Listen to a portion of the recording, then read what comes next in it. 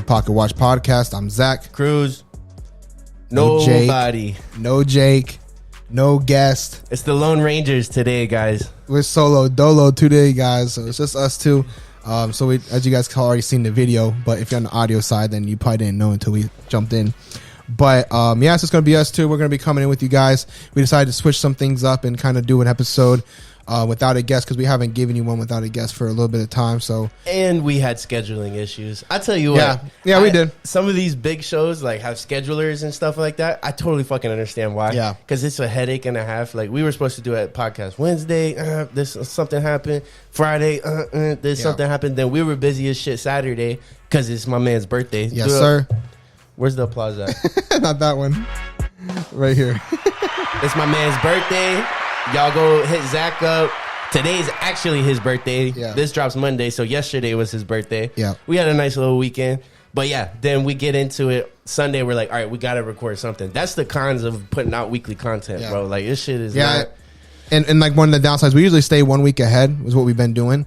But we had a wedding that we had two. I had two weddings I attended last weekend. So we actually took the like the weekend off just so we can go ahead and do all that. And he had to prepare because it was his mom's wedding. Yeah. So he was in the wedding, so he had to get ready for that, help set up.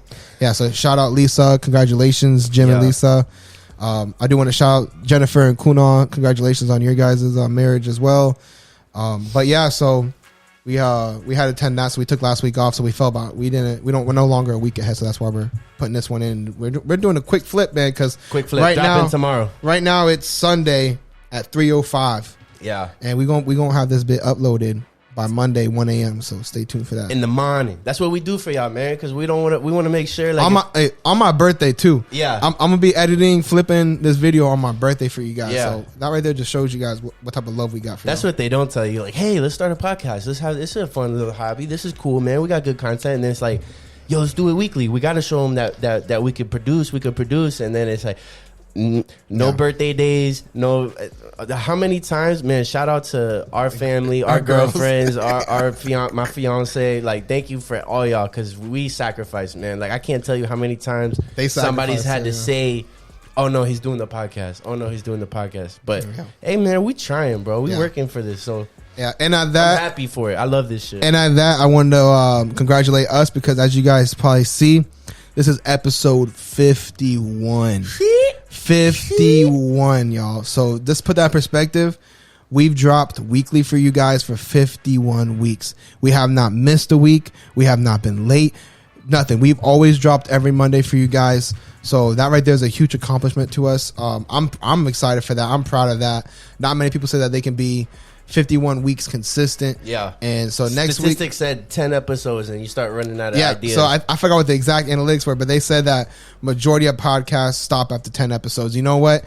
In our time since we've been doing this, we've seen a few podcasts that have started up around the same time as us, and they've fallen off too. You know, and I can definitely see it, but here we are 51 episodes later, and we're still putting out content for you guys. And next week is going to be 52, so that's going to be our 1 year anniversary. 1 year, let's go. That's big things, man. That's big. I'm excited for that. And we got to go meet the parents now. Yeah, right? But yeah, it's dope, and it's crazy to like kind of sit back and reflect like, over this last year, how much we have grown. We switched over from just only doing audio.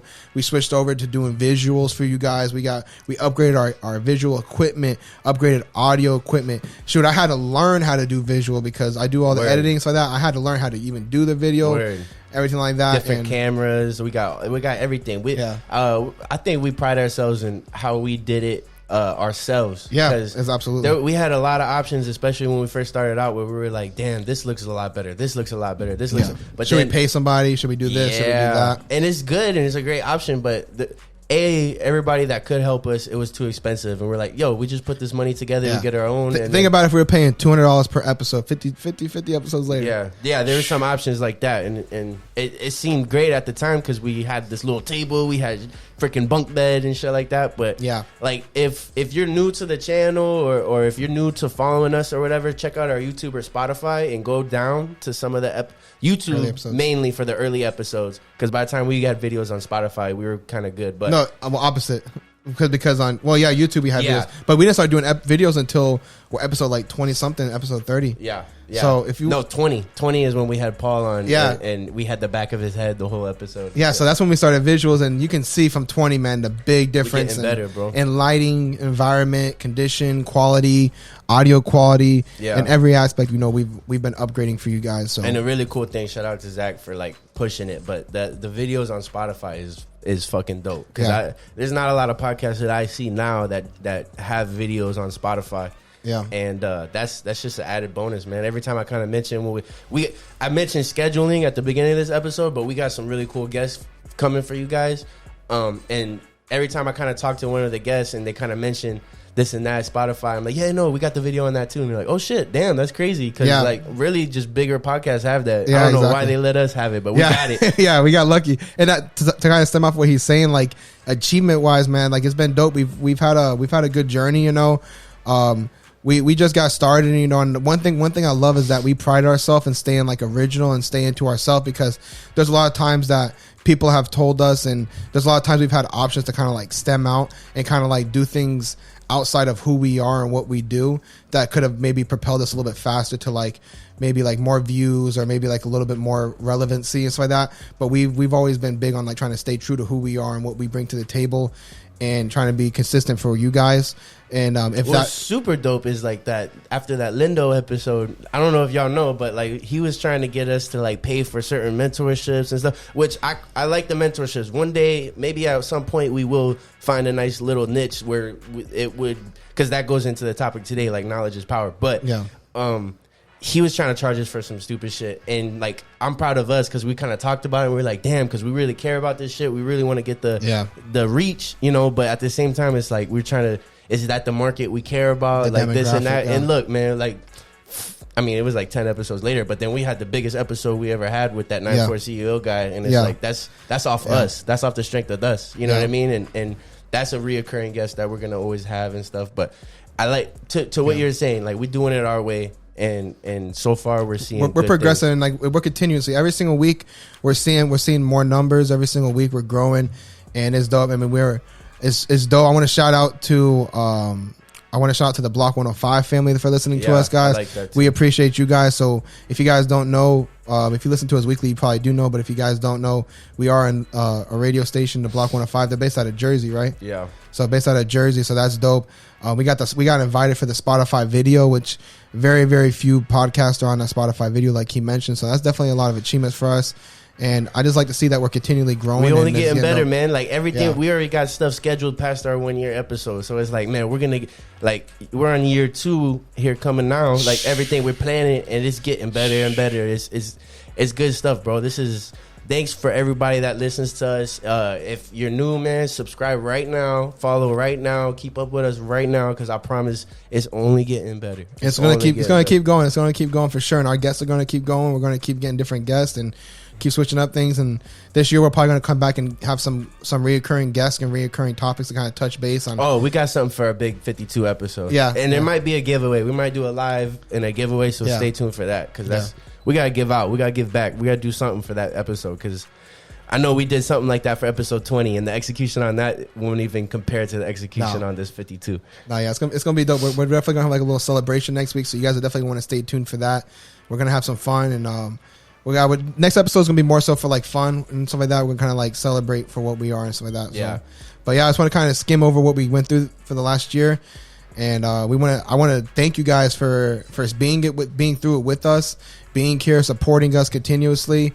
And if you guys have been here from the jump, man, you guys are real, because you guys are fantastic.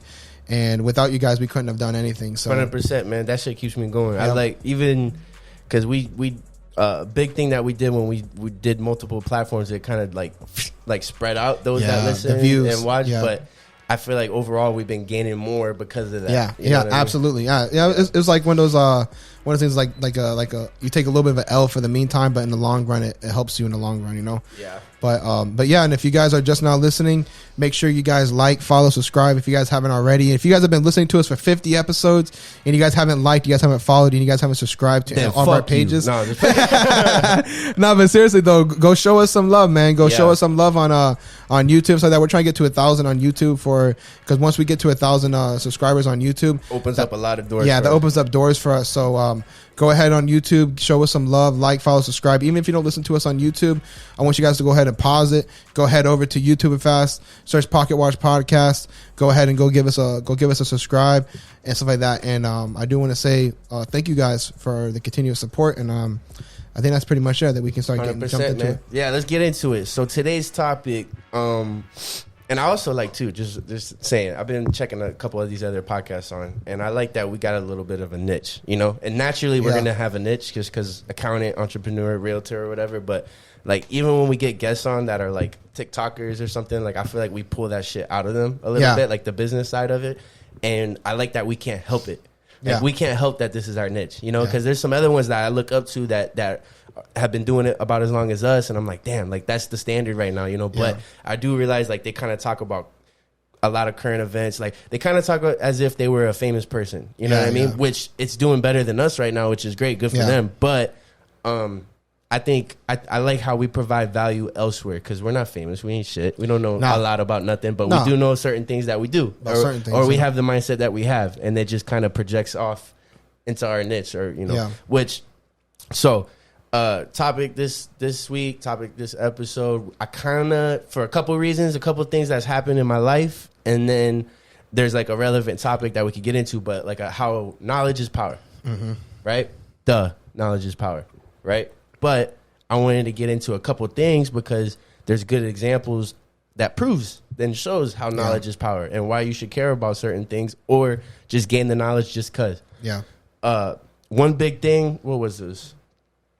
For a relevant topic, new Florida law requires high school students to take financial literacy courses to graduate, including lessons on credit scores, managing credit card debt, types of bank accounts to open, and how to file your taxes, right? Woo. Shout out DeSantis, bro. Yeah.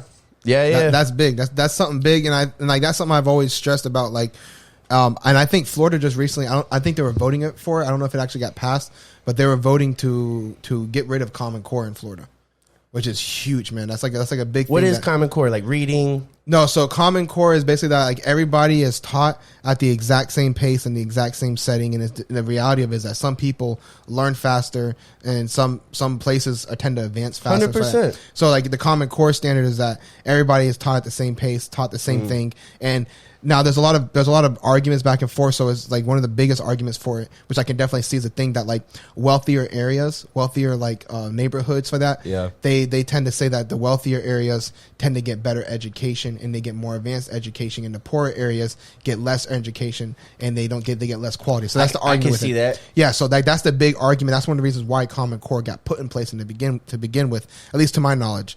And so it's dope because I feel like for me, when I was in school, I was always really bored in class. Yeah. And I got in a lot of trouble because of it, because the teacher would hand out a worksheet, 15 minutes to do it, and I'd finish it in 2 minutes. And I'd get in trouble for talking, or I'd get in trouble for doing some shit, or I'd be bored. And I had teachers that would give me extra assignments on top of things to keep me occupied. Yeah. And whenever I was in those classes, it was so great because I felt like I was learning, and it was so much different than the normal classes, because the normal class I felt like I was learning so slow. And it's not like that I'm better than anybody in any way, shape, or form. It's just that some people tend to learn like book things faster than others. Yeah. And people learn differently. And that's one of the things. It's like whenever you have something set like in stone, like you have to learn this way, you have to learn this way. Like for like one of the biggest things is like the current math.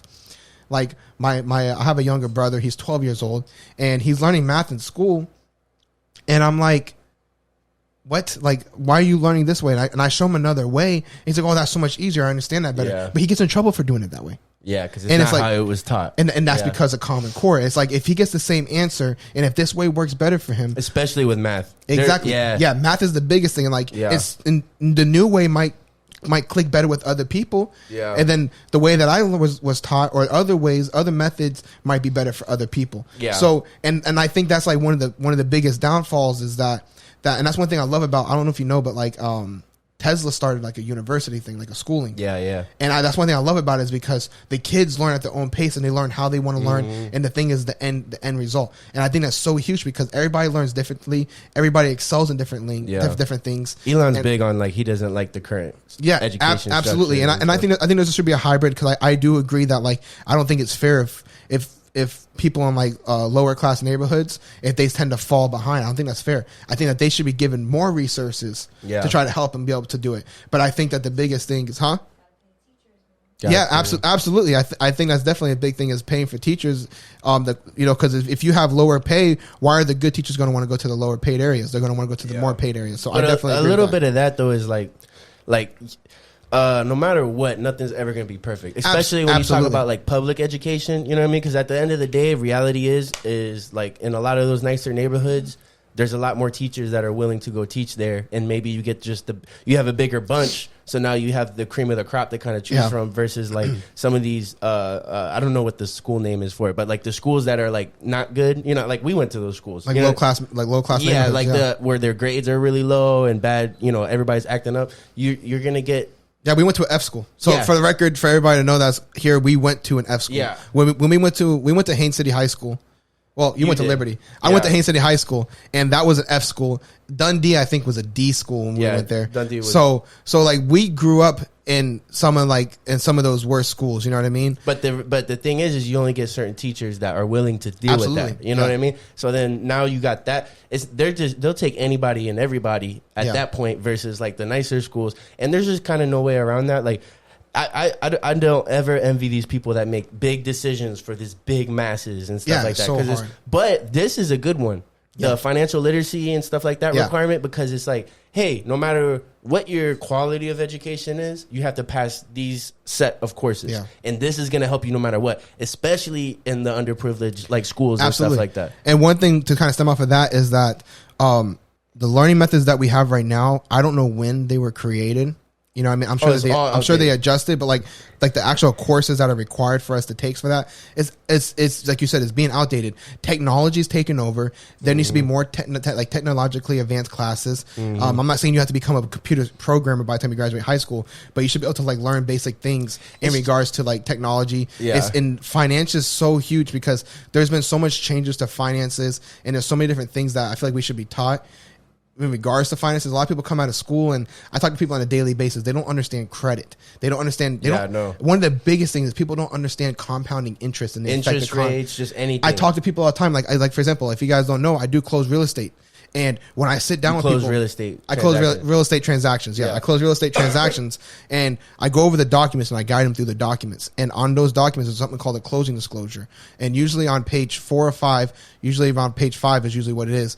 At the top left side, you're going to have something that says loan calculations. If you have your documents for your closing disclosure, go to that page. It's going to be at the top left. It's going to say loan calculations.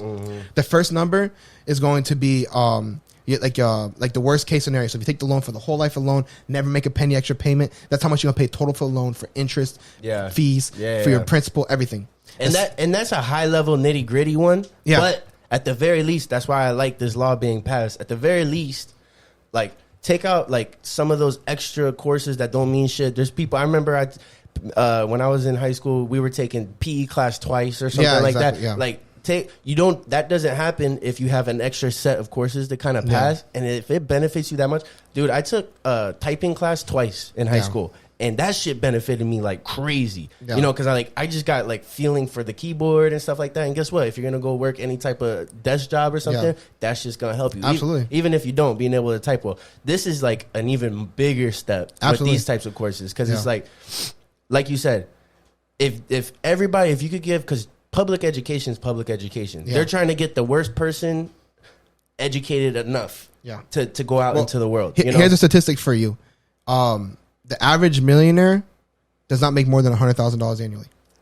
Ooh, see? And that's the majority of millionaires do not make more than $100,000 annually. And that's because they make financially smart decisions early. Yeah, exactly. And it's all about living within your means and being smart. A lot of people, they take money, they rack up credit card debt, they buy things outside their budget, outside their scope of living. And a lot of these things, and I understand, man, you want the nice things in life. Don't get me wrong. I do too, man. Like, we just spent a shit ton of money for dinner last night.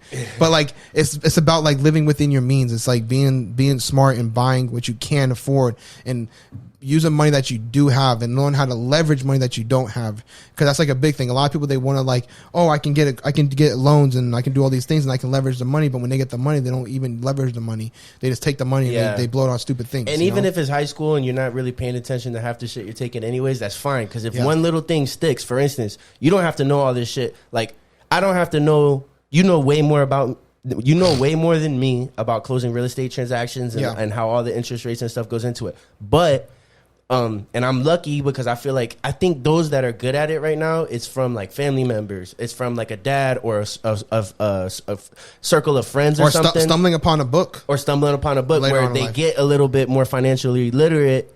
But I would know to look, what's my interest rates? Like, what's this and that? At the very least, I could ask that, and that question could save your fucking ass like crazy. Yeah. Or like, oh, I got to refinance. Just things like that. And trying to just knowing those little questions to ask, because I know people, like, for instance, if this is your general education now, then you got a lot more people that, for instance, oh, I need my first car. Why don't I open a credit card first, wait a month or so, then go get my first car? Because that interest rate will be, there's just a couple different things. No, you're right. But something even bigger than that. So many people I run into, and they buy a car, nice car, not that good of a car, whatever, it don't matter. They buy a car. I say, oh, that's great. And these are people that I've been talking to about like finances. I've been trying to help them get to like certain places. Because if people talk to me about things and they ask me questions, I try to help them. I always try to do that. And there's been, I could probably like a dozen times or more where people buy a car and they say, oh, I got a car. I'm like, oh, that's great. How much did you pay? Oh, it's $250 a month. How much did you pay? Yeah. I don't know. It was $250 a month. And I'm like, well, what was your out the door price? Oh, I don't know. Yeah. And what was your interest rate? That's the next question I asked. I'm like, oh, so what's your interest rate? Oh, I don't know. What's going on? And I'm like, so you don't know your interest rate? Yeah. No. You don't know how much you even paid for your car? No, it's just $250 a month.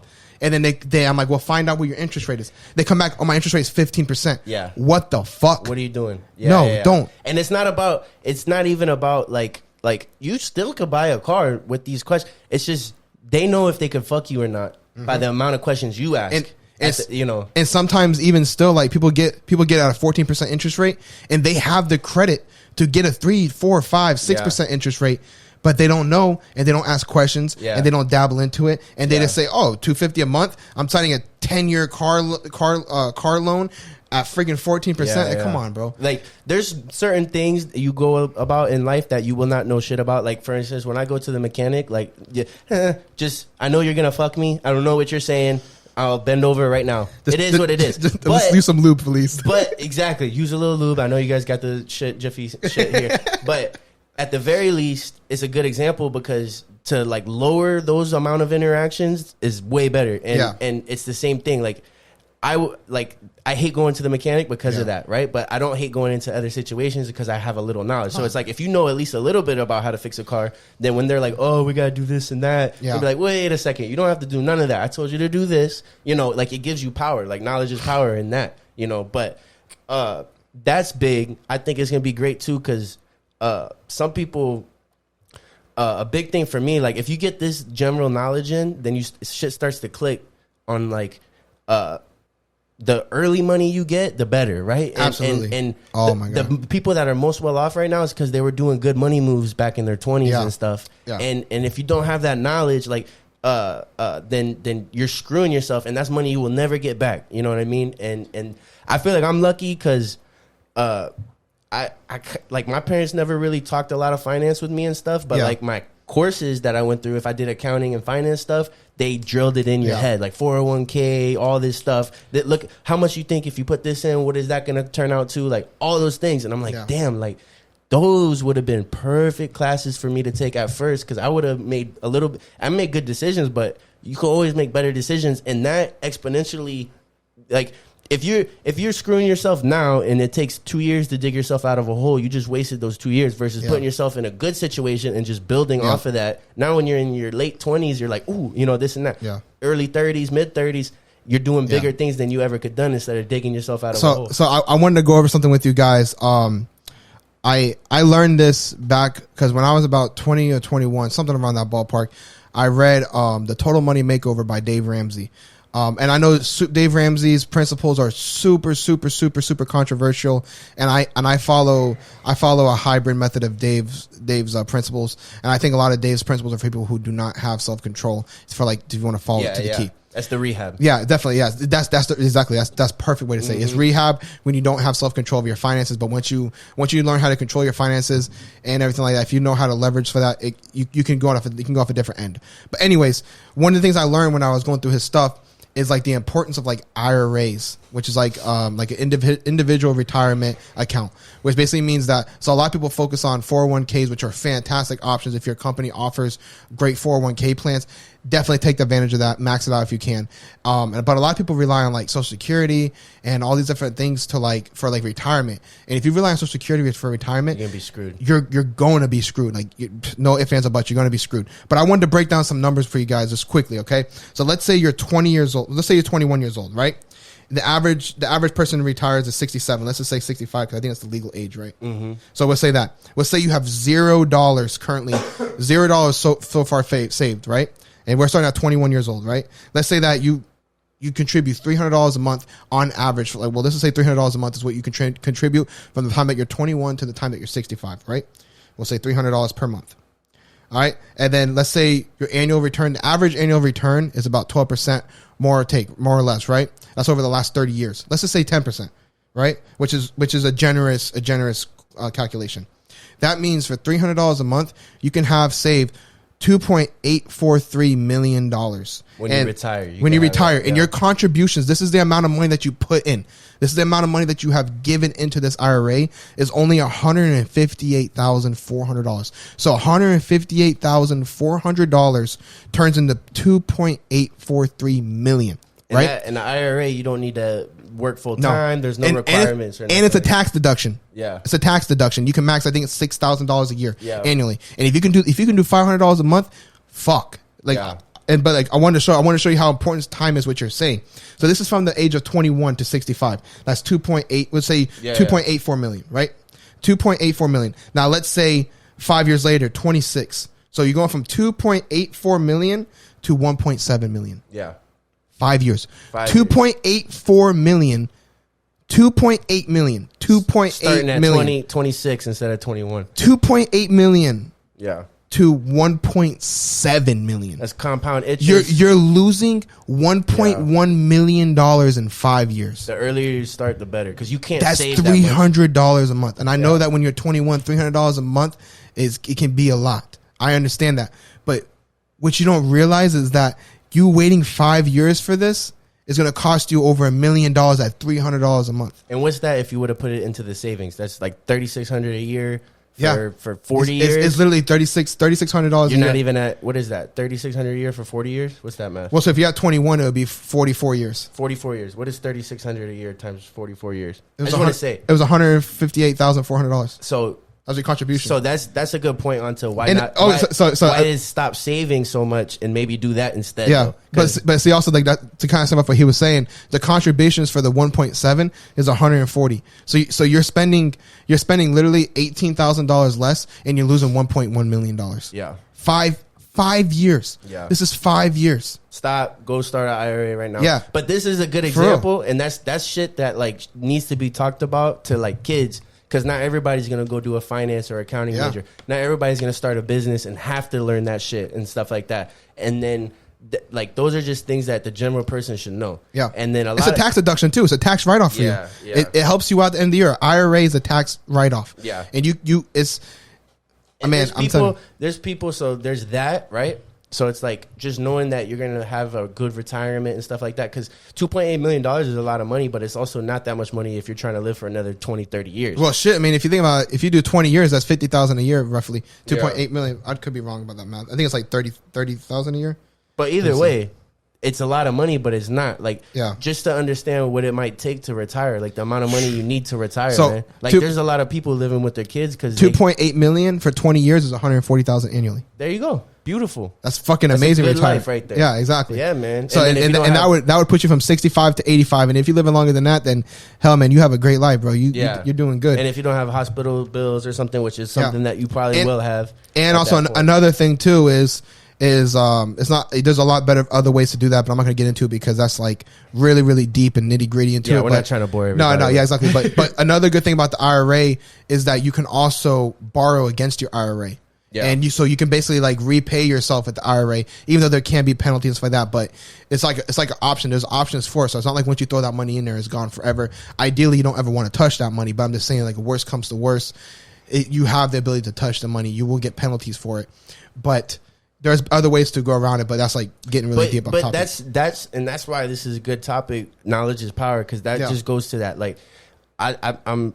To close up, like, this Florida law pass, I think is really good, and it's going to give people a lot of different options, because I hear left and right how, like, oh, the American dream is a scam. All they do is you graduate, then you just get all this debt, and then you just spend the rest of your life paying debt and stuff. It's like, no, that's not the case for everybody. You know what I mean? And with a little bit of knowledge, with a little bit of this base learning stuff, you could put yourself in good situations, because at the end of the day, it's like freedom. When you're getting yourself freedom, you make the right move so you can have the freedom. I know some people at my company that don't care if they get fired today because of the right moves they've made their whole young life. And they're like, yo, look, if I don't like my boss, I'm out of here. Or if somebody talks to me wrong, I'm fucking out of here. Like, I'm not bound to this job. I want to touch something. I want to talk about something about like the college thing that you were talking about. One of the biggest things that I hear a lot right now is people talking about college debt, tuition debt, school debt, whatever you want to call it, loan, whatever it is, student loans. So I want to talk about that because I hear people talking about that all the time, and you know what? People make that minimum payment, which I think that we need to restructure our student loan program, period. So I just want to get that out there that, like, I don't agree with our current setup, but I want to get that out of there. But anyways, if you're a college student, you're probably living off of what, $10,000-$20,000 annually, probably. Yeah, right. You're living minimum. You know what I mean? And I understand that that's not the best life.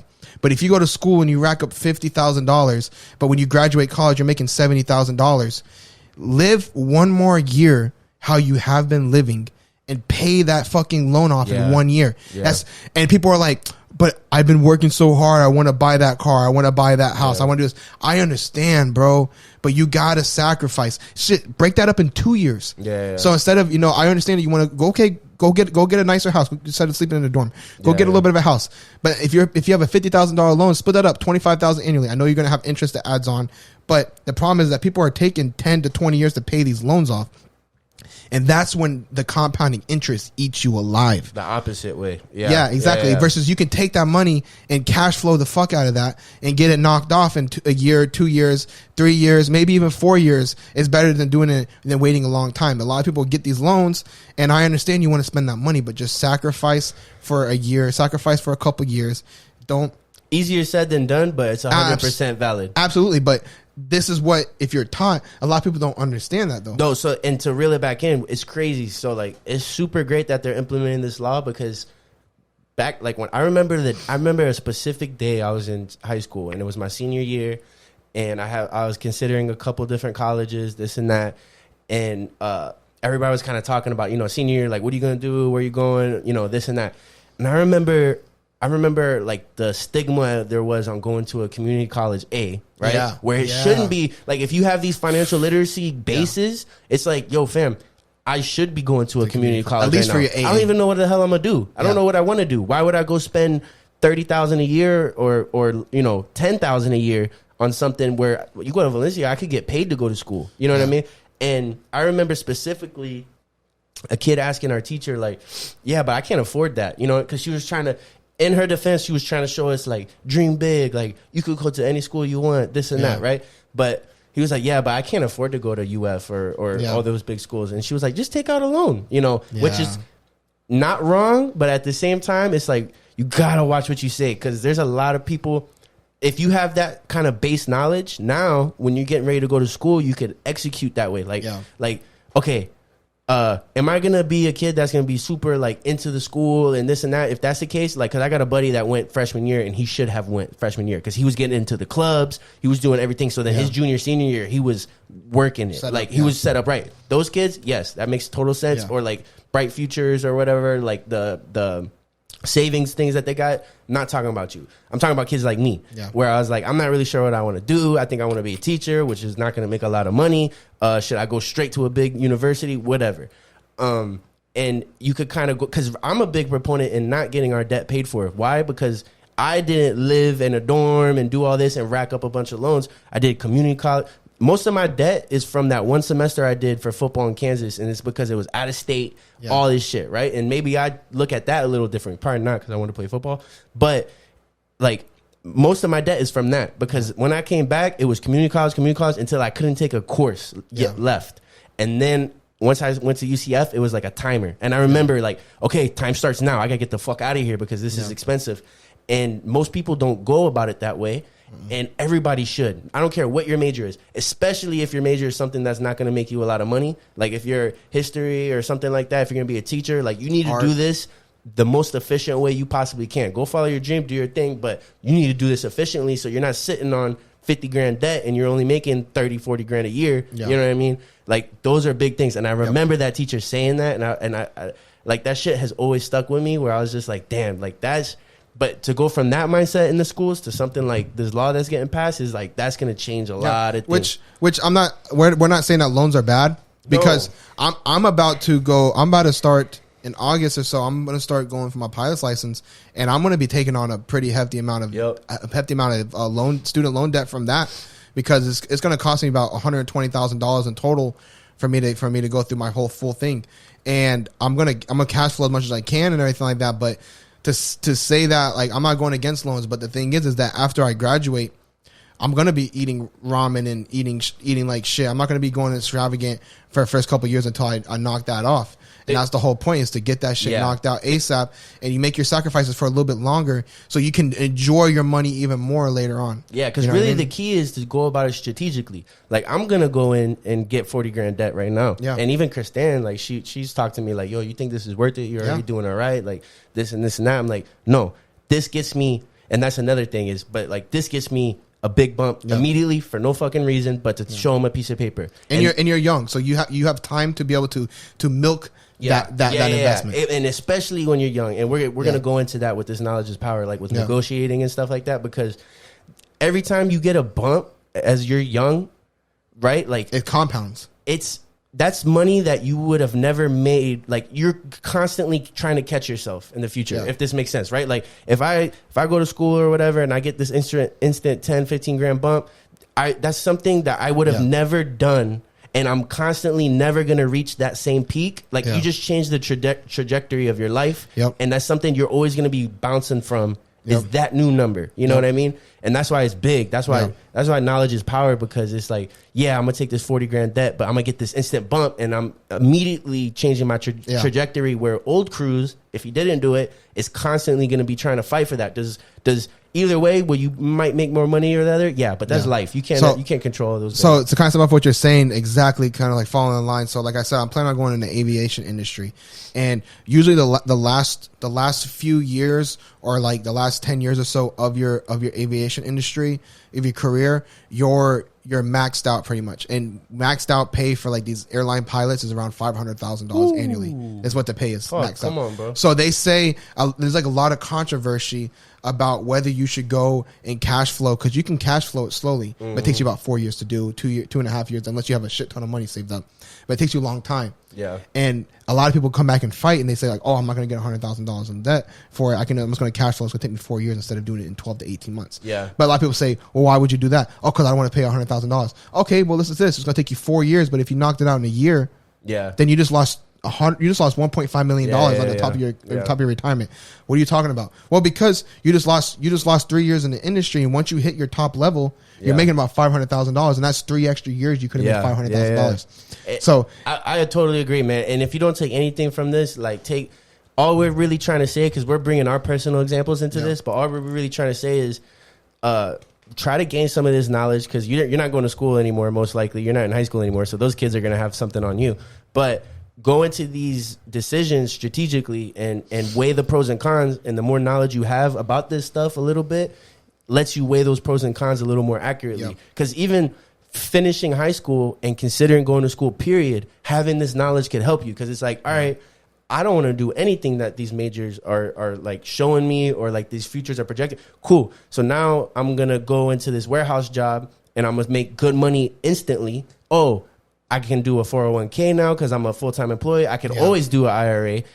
Now I could do all these things. You're working your way up. You're making your 50 or whatever consistently, this and that. But then you got all these other moves that you've been making. And now you're sitting better than a lot of these people that went to school and are trying to pay their debt off. And even if they're making $10,000 more than you or something like that, it's like, yeah, but the way you move, the little things that you put into place along the way, you have more freedom than them. You know, and then you're not paying debt and you didn't waste your time and stuff. But to just go to work and maybe do construction or something with no fucking plan, you're like setting yourself back a little bit, because now it's like, now you're tearing your body down. You're not, you know, if that's the case, you got to say, you know, do I have opportunity in this? Like, is there growth here? Like, those are big things if you're gonna not go to school. But there's a lot of people that I've told, like, no, don't do that at this point. Like, you've already got so much experience and stuff like that. Like, you're in line for a supervisor, manager position, and you're sitting pretty doing stuff that you've always done.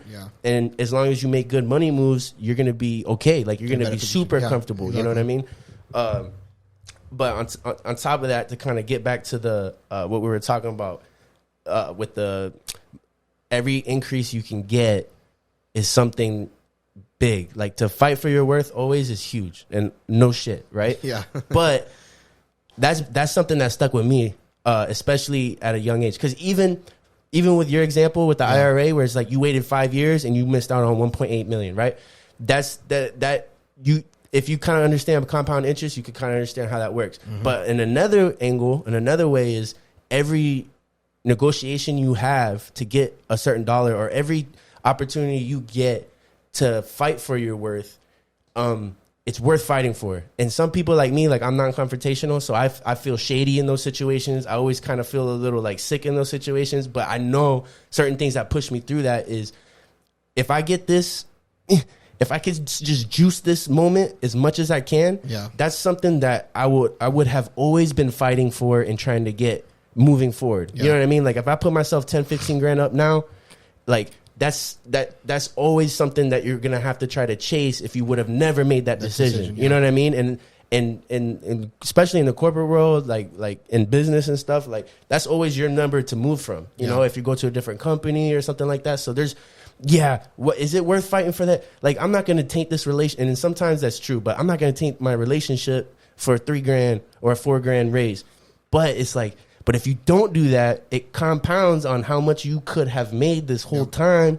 And by the time you're 30, 40, that's a big thing with, best example is the men versus women statistics on, like, annual revenue and stuff like that, right? Like, they were saying it's very skewed, where men make a lot more, this and that. A big reason is because they take advantage of men on average are a lot more demanding. They say they could do it before they actually do it. But what that does is, at an earlier age in life, they're naturally just asking for more all the time, and it kind of just puts them on a different trajectory off rip from the base. Like, they say your most important negotiations are the ones that you make in your 20s. Like, if you're in the corporate world, or if you're in your career at that time, those are your most important negotiations, because no matter what, that puts you up there, you know, or puts you on a trajectory that if you didn't fight for that, or if you didn't get it back when you're in your 20s, I keep saying this, you're constantly chasing it, but that's a big thing, is fighting for those moments to get your worth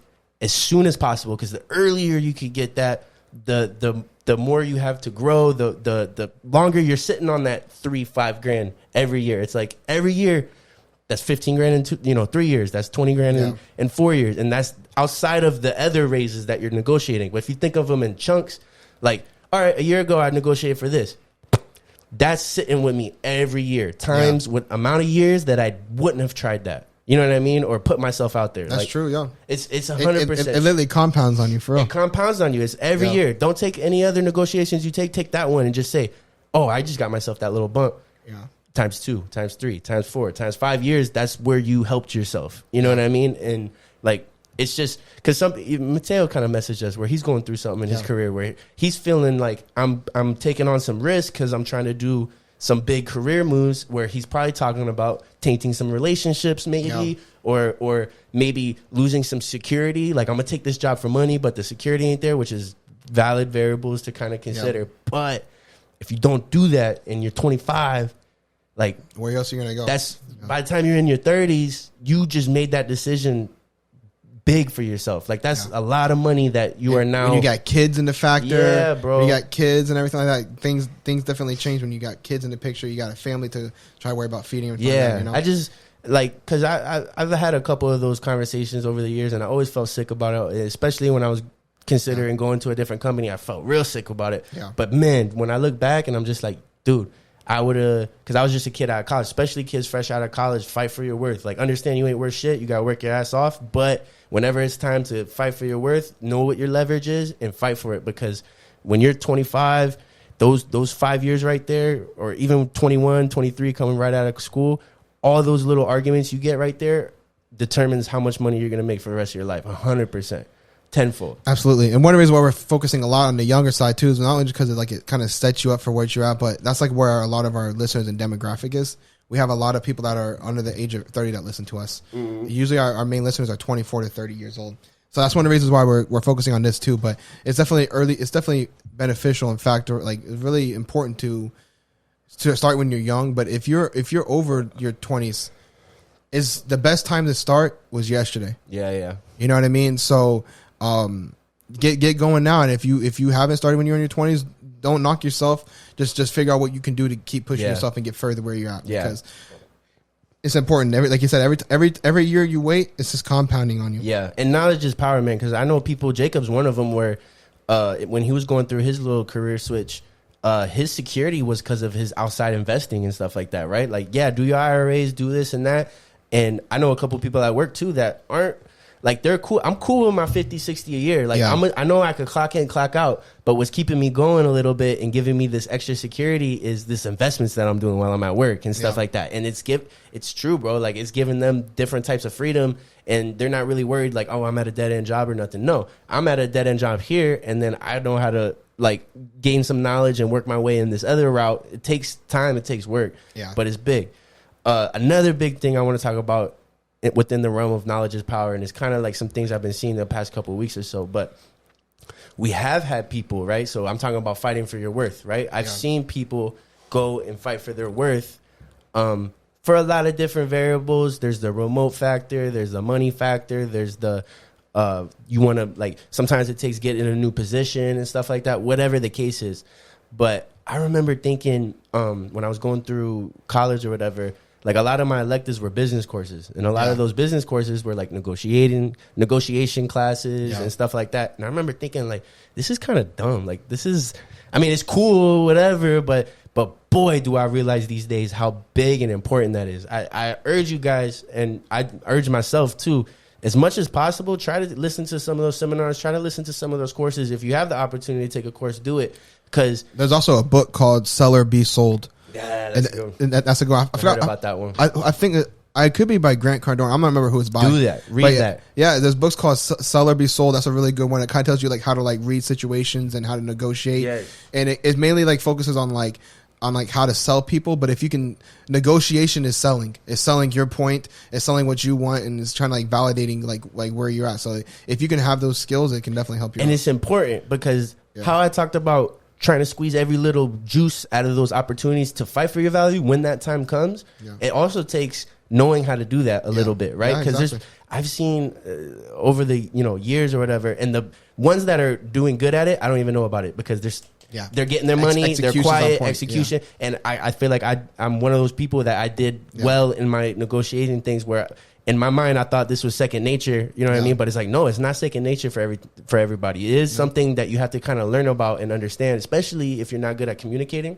Like, learn about it. If you know you're not the best communicator, please go learn about negotiating and stuff like that, because that'll just give you your little bullet points to remember. So even if you're a bad communicator, nope, this is the right time to say this now. You know what I mean? Like, stuff like that. We could be a robot, but because not being that, if at the worst case scenario, you could be a robot, because not knowing some of that, which I've seen people fail miserably in some of the negotiating tactics, where it's like, damn, you just lowered your value trying to fight for more. Like, you really did. You know what I mean? And it's rough, man. And there are people that I've seen somebody in their 40s go through this situation. You know what I mean? And they're successful business people, but at the same time, they screw themselves out of certain situations just because they couldn't read the room, because they didn't present things when it should have been presented and set up and then execute kind of thing. Or like start to like present it properly. There's different ways to approach. Like there's the approachment, like how you approach something is super important. Yeah. And like knowing how to approach it and knowing how to, like you said, read the room and knowing like how to like present something is key. How you present something to person A or group A is different than how you might want to present it to group B, group C. Because there's certain things that, like, I guess maybe I did learn from those classes, which would be like, oh, don't throw something out there unless you're 100% okay with taking that. You know what I mean? Like, oh, I got another job or something like that. Like, don't use that if you're not okay with taking it, because sometimes that doesn't work until it's right at the end. And if you weren't planning on doing that and you wait to the end, that's when you start getting cold feet. That's when you start fucking up and making and screw yourself. And then that's when the other side realizes, oh, I got him. You know what I mean? Like, I could actually give you less. You know what I mean? Because you weren't even serious about that. And look what you're doing to me, you know? Versus like knowing that you're going to take that, you go down to the end. Because in my situation, it was just like that. No, sorry. And I had to sit on that for a week, but I was 100% ready to go if that was the case. Yeah, you were too. You were like, man, it's going to suck to leave, but I'm out. Yeah, as soon as my boss told me that, I was like, all right, bet. So I got to start training this person. She's like, hold the fuck up. Like, chill out. But that's big. Yeah. You don't have that reaction if you were not really considering taking that, you know? And that's just a little piece of like the whole pie that you should probably learn about trying to negotiate and getting into those situations. Take that outside of a career. Business, prices, costs, shit like that. You gotta kind of. It's good. Knowledge is power. You're not that you can't be a business owner if you don't know that shit, but you're gonna have a harder time not knowing that shit, and you're gonna pay higher costs or shit like that if you don't just kind of learn these things. You know what I mean? And don't, you know, if there's certain things that you know are important that don't feel like second nature to you, learn about it, because they can be second nature, and that shit. I want to get into that. Is like, don't be scared to learn something that you don't know either. Yeah, because like that's huge. I know a lot of people like, I talk to them all the time. They're like, oh, I don't know how to do that, or I don't know how to do this, or I want to do this, but I don't know how to do it. It's like, just fucking do it, my guy. Like that's the only way you're gonna be able to learn how to do something is just doing it. Yeah, and you're gonna fail. Yeah. Simple as that. If you're going to fail, and that's one of the easiest ways is to gain knowledge, is to just do something, learn how to do it, go through the process. Yeah. And that's what it is. You know, like, fuck this podcast, man. We didn't know shit about podcasts. Right. We didn't know shit about audio. We didn't know shit about visual. We didn't know anything about anything along these lines. We never been audio. This is basically audio engineering, basically. Right. Audio and video engineering. We don't know shit about this, man. And to this point, we read the For Dummies book. Yeah, exactly. Yeah. Honestly, to be honest with you, we probably have maybe like a 10% knowledge of the whole picture. I do the video editing, and every single time I do video editings, and I'm trying something new, and I don't post a lot of the things that I try, but I'm going through and I'm editing things, and I'm trying out new things. I'm trying out new ways to do things, and I'm learning as I'm going. I've been doing this for a year, and I'm still fucking learning every single time I edit a video. Yeah. But my girl, I'm like, oh, I learned how to do this, and she's like, oh, that's cool. Like, I'm still learning, and you just gotta do it. Don't be scared to do it. Yeah. If that's the easiest way to gain knowledge, is just going out and doing it. And another piece, like one of the last things, with knowledge is power. That's something I've realized heavy. It's knowledge is power for everything. We talked about school, finance type of knowledge, stuff like that, negotiating. But like, let's just take your career, take your craft, whatever your craft is, right? Yeah. Gaining, like, not just taking it as a job and like really trying to learn every little piece about your craft and getting as best as you can about it is power in itself. Yeah, because like, I've been in situations where people can't even understand how I'm doing something, and that same person, and we might be in the same type of job, same type of realm, same type of industry. They don't understand how I could be so confident going somewhere else or something. And it's like, knowledge is power. Yeah. I know what the fuck I'm doing. Yeah. So I don't care where I'm doing it. I'm going to be good at it. And you'll adapt. And that helps so much, because sometimes not being as good as in your craft could give you that fear of taking on that risk, right? Oh, this is uncertain now. I'm not that good at this or that. But it's like, if you this whole time took that career and learned as much as you could, and you became a perfectionist in your craft, and you got all that knowledge, that is so much power in itself, bro. Like, where you could be telling your boss how to do things sometimes, you know, and it's like, oh, now you're in a different position. Like, now you're in a different type of leverage situation whenever you go in to negotiate. You know what I mean? Yeah. And that's definitely a good thing to point out, because like, you hear a lot of people say, like, find something that you're good at and just learn everything about it. And you know what? And like, I'm kind of the opposite for me. Like, my whole life, I've always I've learned a lot about a lot of shit. And like, there's a lot of things that a lot of the things that I do know how to do, and a lot of things that I do and stuff like that. I don't know. There's a lot of people in this world that know way more than me, and they're like more of a guru in a lot of these things. But I've learned so much from so many different things and so many different aspects of things. Everything I've ever done in life, I've never known how to do. And I've always killed myself, and I've always pushed as hard as I can to master everything I do. But I don't think I can never genuinely say that I'm the absolute best and the absolute knowledgeable, most knowledgeable in everything. And I don't think of anything that I've ever done. And you never will be. Yeah. And technically, you never will be. But like, I always try to be the best that I can. And I've never actually chose one thing and perfected my craft on that one thing. Right. And that's because I've learned a million things. And there's pros and cons to each. There's pros and cons to each. You know, like being a generalist is very important. Yeah, there's like that one expression. It's like a jack of all trades is a master of none. But it continues on. It says like, but a master of one. Or I forgot what it is. I'm gonna look it up. No, it's 100%. Like for instance, a business owner should be a jack of all trades. Yeah, because you gotta get these specialists, these masters, and you gotta put them in certain positions. You know. So what I mean? The full phrase is a jack of all trades is a master of none, but oftentimes better than a master of one. Yeah. And now there's that speech is absolutely perfect, because there's certain positions, like for example, your career, what you do, you want to be a fucking master. You want to know everything that you're fucking doing. But you know, like in what I do, is better for me to be able to have different avenues and kind of like know how to adapt in different scenarios and what I do. Yeah. And it's kind of good to like learn other things too, because I feel like you can take a lot of those things that you learn from other things and apply it to something new that you're doing. Well, here's the thing, like in my field, being a master of one turns you into a consultant. Yeah.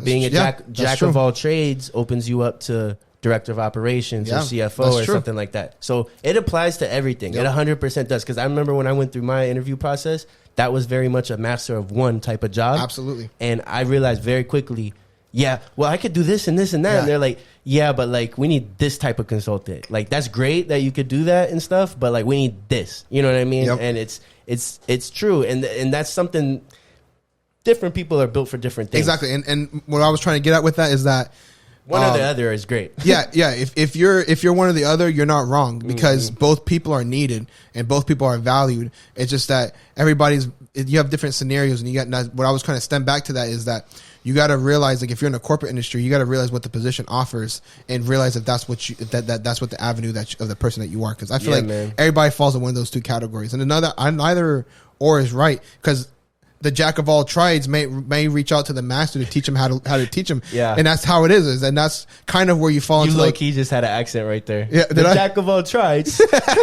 But no, I'm with you, bro. But no, so like a jack of all trades might have to reach out to a master to be able to teach him something. And that can kind of fall into the line of mentoring too, you know? Like mentors, you know, like we're seeing more of them nowadays than ever because of the whole the social media, online. Yeah. The online presence, you know, is just making everything like so much more reachable. Everybody's so much more reachable. And I see mentors every day. Everybody wants to mentor about this. Everybody wants to mentor about that. Everybody wants to mentor about that. Everybody's becoming mentors. But the thing is, like most of the time, if you're finding a mentor, you want to find somebody that's a master of that trade. Yeah. You know what I mean? Because that's going to be the best person. A jack of all trades is not a good mentor. Like I've had people reach out to me and they're like, oh, you should mentor this or you should teach this. And I'm like, no, because I'm not a fucking master of this shit. You know what I mean? I know a fair amount to get me by and do what I need to do and what I want to do, but I'm not a fucking master of it. Yeah. I can't teach everything. I'm not a full guru. If you sit me down with a master for a lot of things that I know, they're gonna look at me like I'm a fucking retard for the most part, because I'm gonna sit down and they're gonna start talking and I'm gonna be like, oh, I didn't know that. Oh, that's cool. Oh, well, that was honestly my biggest struggle in almost taking that job was, damn, they're gonna funnel me to just this, which is great because I'm gonna be a fucking badass at that. Yeah. But I'm gonna miss out on all this general work that I'm doing. You know what I mean? And that's a decision for everybody to kind of make at a certain point. If you're a business owner, you got to be a jack of all trades. Like maybe you start off as a master of one, and that's why you start that type of business. But eventually, you got to start going into the jack of all trades. Unless you're like a trade worker. So like if you have like HVAC and you're fucking if master. you're an HVAC or you're doing like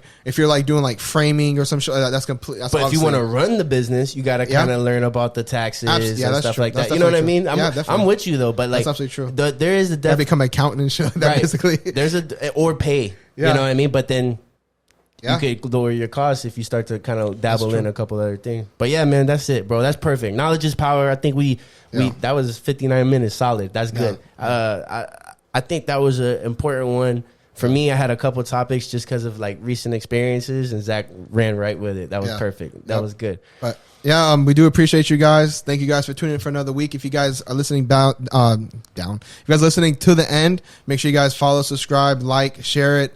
We do appreciate you guys once again. We kind of went a little bit of a spiel saying how much we appreciate you guys, but I do just want to like emphasize like how much you guys are really appreciated to us. And I know we said we're probably going to have the merch by the end of March, but we're definitely going to have it coming soon. So just give us a little bit of time. We've been really busy, but we'll have something out for you guys shortly. That's something we're going to, and maybe we'll reach out to some of our like OG fans if they want to come and help us. But first things first, when we get that merch together, is we're pulling up to some schools, man. Absolutely. Because we got to get the word out there. Because I think we definitely, I was really proud of us these past couple of weeks, just looking back at the content that we're providing, and I was just like, damn, these are bangers, man. Like, we got great content, and we're super happy with the following we have now, but it deserves more ears. It deserves more eyes. Absolutely. I agree with that 100%. I think the only thing we're missing right now, I think we just got to get out there more, because I know that what we bring to the table is gold, man. And I just know that we have to reach more ears, but we got to reach the right ears is the biggest thing. Yeah, and we just getting better, man. I know we're getting better. So yeah, all we're gonna do is continue to grow. But that's pretty much it. You want to add anything? Nah, man. Weekly success and failure. What are we doing? You want to start? Yeah. So yeah, I can start with it. So my weekly failure is that lately I've been grinding hard and stuff like that, but I've been really slacking on my physical health, man. I haven't really been working out.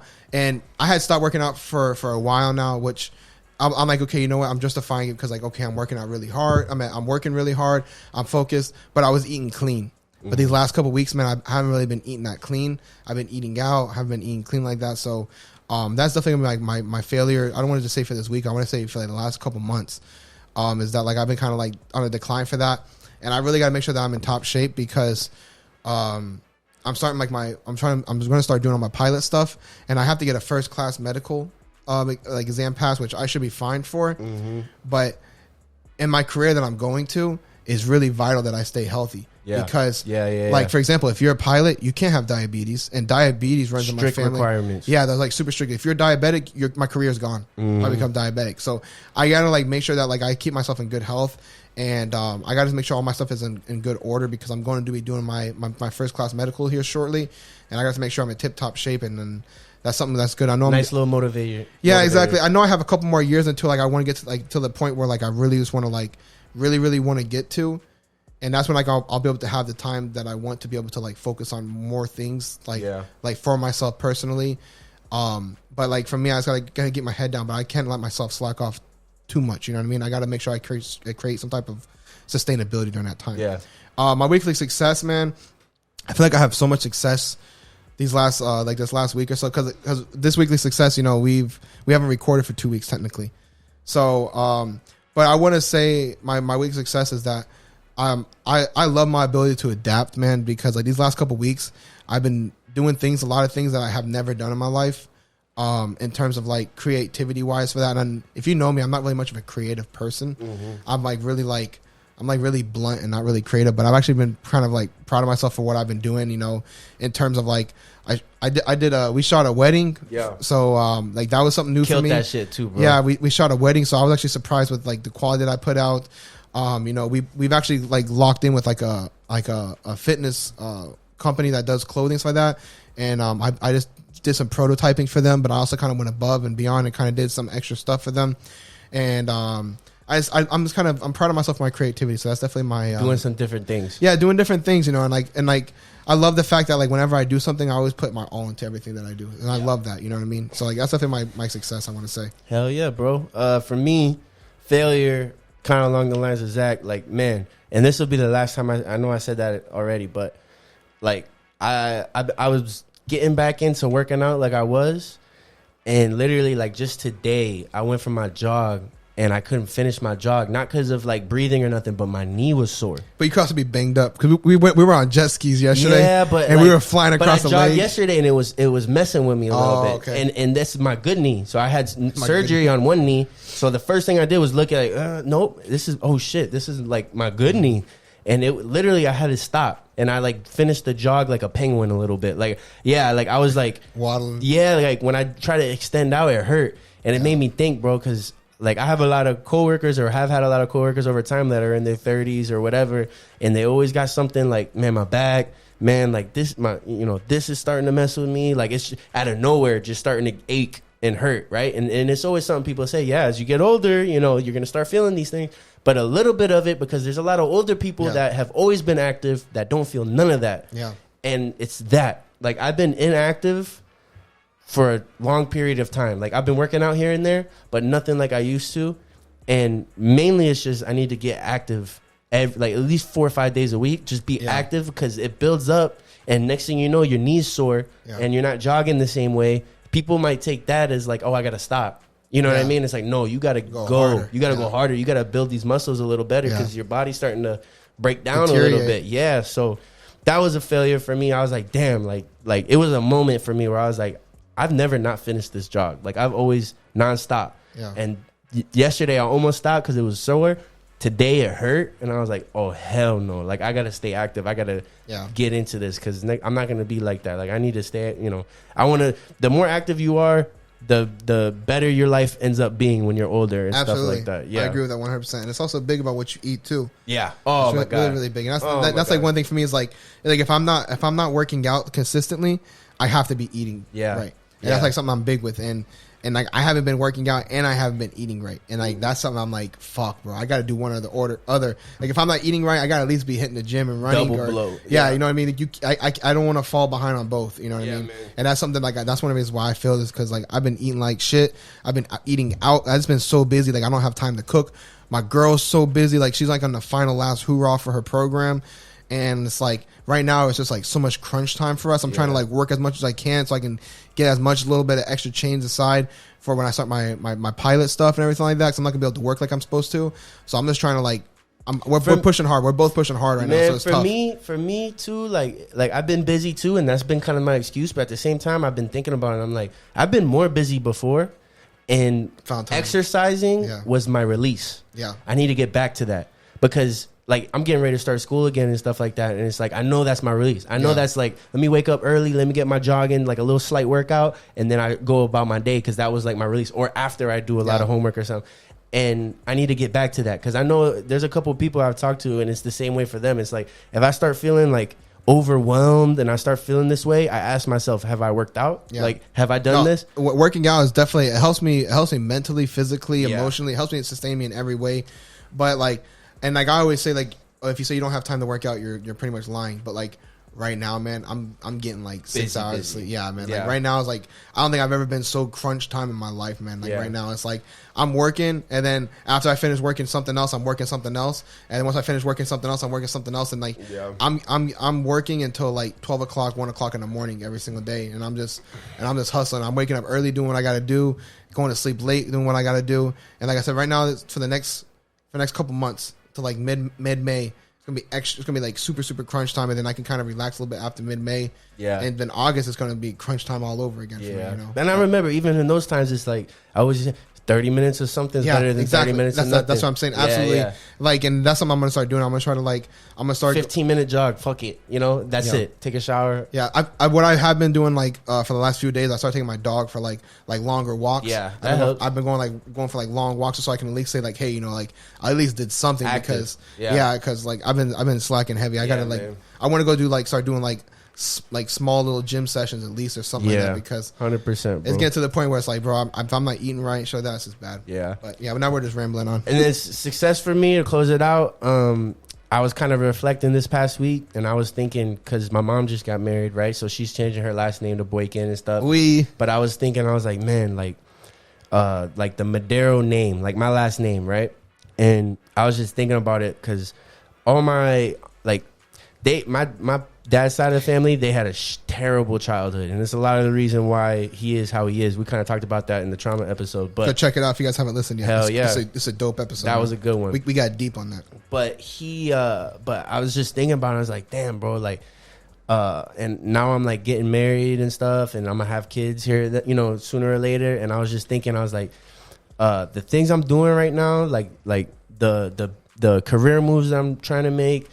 Going back to school, I'll be the only one with a master's on the Madero family, and some of those things, I was just like, man, like I'm creating a new name, I'm creating a new lineage, like a perspective. Yeah. Like when people's heard about the Maderos these past years, you know, it's like, yeah, they're crazy motherfuckers, you know, like this and that. And I was just proud of myself of how I'm changing that perspective very much. Because very soon, 5-10 years from now, my kid's gonna be running around and they're gonna ask about people are gonna ask him or her about her parents and her family, and she's gonna be proud. She's gonna be like, yeah, my dad does this, and we're gonna go do this and stuff like that. And it's so different than when I was a kid growing up. Yeah. And I was always proud, but for different reasons. And then on top of that, within the same thing with the Madero name, Madero family, is my dad, the past 10 years went through hell, and a lot of people have tried to help him. And here and there, like take him in, do this or that, give him a little help here and there. But there was always a point where it was too much, and they would always call me or something like that. And then I'd have to kind of clean it up, but then I would leave him again, you know. But this week, he got his license. He got his car. Yeah. He's making some new moves. Like, we got plans. And I tell you what, it's been just over a year since he's been with me, since I really took him in to help him. And fuck, not one person could have done what I did for him. And he's getting ready to be super independent, and his life trajectory totally changed the day he walked through my door, because he looked like shit when he walked through my door. It looked like a hobo just came into the door. And I was just proud of myself there, because not only do I think I'm changing the trajectory of our name, but like I'm helping and maintaining my posh and his name, and I want to be proud of him for different things. And I am proud of him for how he's kind of came back, you know, this past year, you know. Yeah, I saw my side. I was talking about side. I was congratulating my side. That's big, man. It's big to come up from something when you're like in the trenches and you're at like rock bottom, man. It's big, and it's even bigger to be the one that pulls your pops out of that moment, because that's deep, man. Because nobody, I before I took him in, I had my aunt. I had a lot of people texting me like, Ricky's gonna die, like he's got this big bulge and this and that, and I don't think he's ever gonna get good again, this and that. And I remember saying like, just give me a month. I'm about to get the house. Just give me a month. And guess what? I haven't heard from them since he came in here. And if they ever want to text me and ask how he's doing and stuff, I'll tell them exactly how he's doing. You know what I mean? And it's like, damn right. Like, y'all couldn't do that for him, you know? And it was nobody's job or nothing to do that for him. It was perfect for me. It is my job to do that. But damn right. You know what I mean? Like he's good. Don't worry about it. That's, you know? that's dope. That's a dope way to end this off right there. But hell yeah, bro. You want to add anything else or no? That's it, man. Awesome. So yeah, Watch out, guys. Pocket watch out, guys. Love you guys.